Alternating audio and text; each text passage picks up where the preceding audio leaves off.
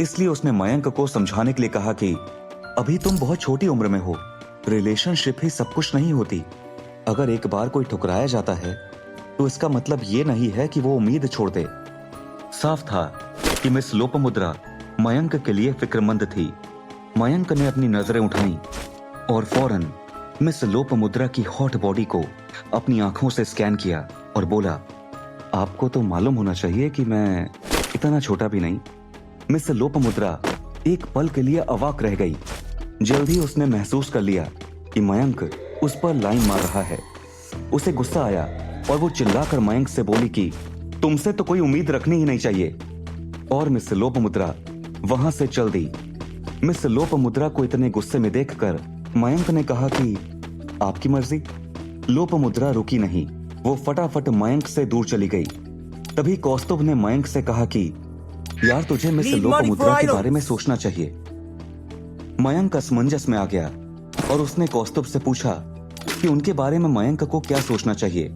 कौस्तुभ बहुत गंभीरता से बोला, वो पत्नी बनाने के लिए एक अच्छी उम्मीदवार हो सकती है। मयंक ने फ्रस्ट्रेशन में अपना हाथ अपने माथे पर मार लिया। उसे यकीन नहीं हो रहा था कि कोई अपने दोस्तों से इतना प्रभावित हो सकता है कि उनकी सोच के साथ साथ उनके बातचीत के तरीके को भी अपना ले। कौस्तुभ के साथ तो यही हो रहा था। यूनिवर्सिटी में इन दिनों बहुत सारी एक्टिविटीज होने वाली थीं। ज्यादातर स्टूडेंट्स इन एक्टिविटीज को लेकर बहुत ज्यादा एक्साइटेड थे। स्टूडेंट्स ग्रुप्स बना बनाकर पर्वतमालाओं की तरफ बढ़ रहे थे। ऐसा हर साल होता था, लेकिन कुछ ही दिनों में उनमें से ज्यादातर निराश, पराजित और घायल होकर लौट आते थे।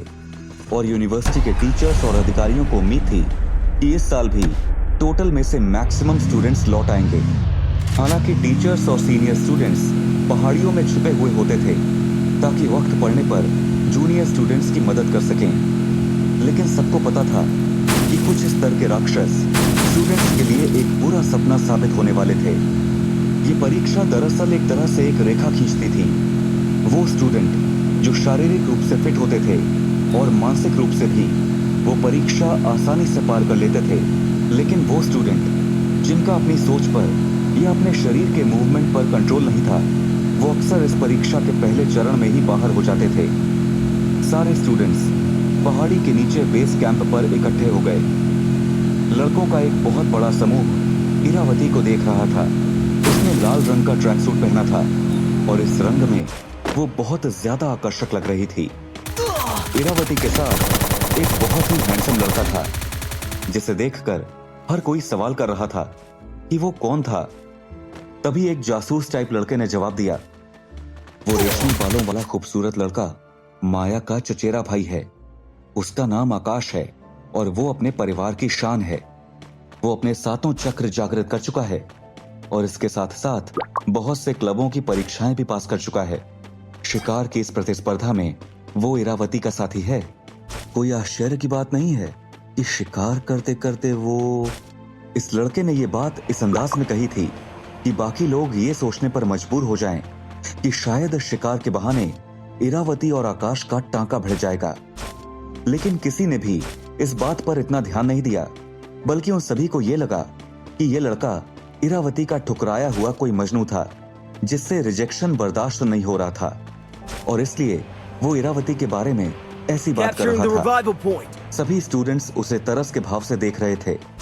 इन स्टूडेंट्स में से कुछ सोच रहे थे कि कोई चक्कर चलाकर इरावती और उस लड़के को थोड़ा दूर कर दें, लेकिन तारा के होते हुए ये काम आसान नहीं था। लड़कों का ये समूह इस वक्त ये सोच रहा था कि काश यहाँ मयंक होता और इतने हैंडसम लड़के को इरावती के साथ देखता तो कितना जलता भुनता। दिल जलों को अक्सर दूसरे पिटे हुए आशिक के बारे में बात करके सुकून मिलता है। आकाश इस समूह में से बहुत लड़कों से देखने में बहुत अच्छा था और ज्यादा काबिल भी। इसलिए लड़कों ने अपना टारगेट फिर से मयंक को बना लिया और गपशप करते हुए कहने लगे कि बेचारा मयंक शायद इसलिए दिखाई नहीं दे रहा था क्योंकि इरावती ने उसे सबके सामने इतनी बुरी तरह से रिजेक्ट किया था कि उस बेचारे का दिल टूट गया होगा और उसने क्वार्टरली एग्जाम्स में हिस्सा लेने के इरादे को छोड़ दिया होगा। उधर आकाश इरावती के साथ पहाड़ पर चढ़ाई करने लगा। और आह भरते हुए ये बेचारे वन साइड लव वाले लड़के इधर उधर की बातें करने लगे। जल्द ही ये खबर मयंक तक भी पहुंच गई। उसे ये सुनकर बड़ा अजीब लगा कि बिना कुछ किए भी वो एक कहानी में त्रिकोण का तीसरा बिंदु बना दिया गया। इरावती और आकाश के बीच प्रेम था या नहीं, ये तो अभी कोई नहीं कह सकता था, लेकिन मयंक का नाम बीच में घसीटकर एक त्रिकोण जरूर बना दिया गया था। मयंक के मन में एक बार भी इरावती का पीछा करने का ख्याल नहीं आया था, लेकिन वो उससे नाराज जरूर था। ये प्यार व्यार नहीं था, बल्कि जंग थी, सीधी शुद्ध लड़ाई। पर लड़ाई में दुश्मन की हर मूवमेंट पर नजर रखना जरूरी होता है।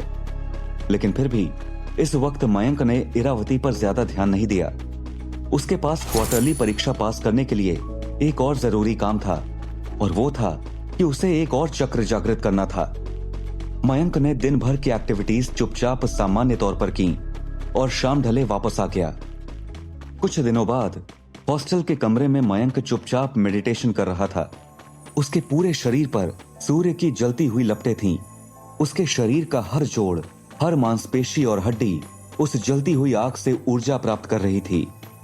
उसके पास अब ये जानकारी थी कि उसकी आंतरिक ऊर्जा का स्रोत सूर्य था, और इस बात से उसे ये संकेत मिल गया था कि उसे अग्नि तत्व की तकनीकों में ध्यान देना चाहिए था, क्योंकि वो उसमें सबसे बेहतर कर सकता था।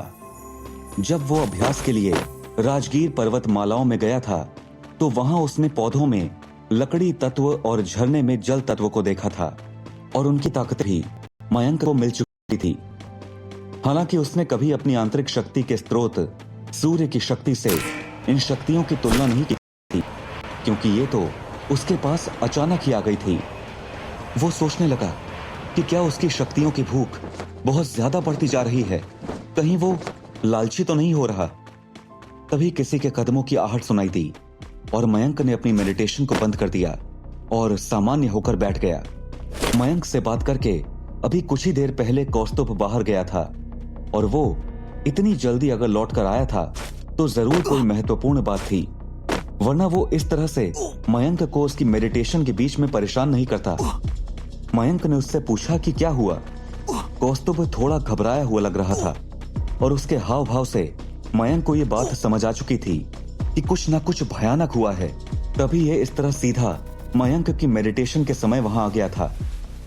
कौस्तुभ की नजरें जैसे ही मयंक से मिली, उसने मयंक को बताया कि कुछ स्टूडेंट्स पहाड़ से भागकर नीचे आ रहे हैं और बहुत डरे हुए हैं। उनका कहना है कि उन्होंने स्पर्धा के लिए निर्धारित क्षेत्र में बड़े अजगर को देखा है। मयंक को भी यह सुनकर हैरानी हुई कि स्टूडेंट्स के लिए तैयार किए जाने के बावजूद शिकार के मैदान में अभी भी एक अजगर मौजूद था। जितना बड़ा अजगर कौस्तुभ ने बताया था, उसकी उपस्थिति पूरे के पूरे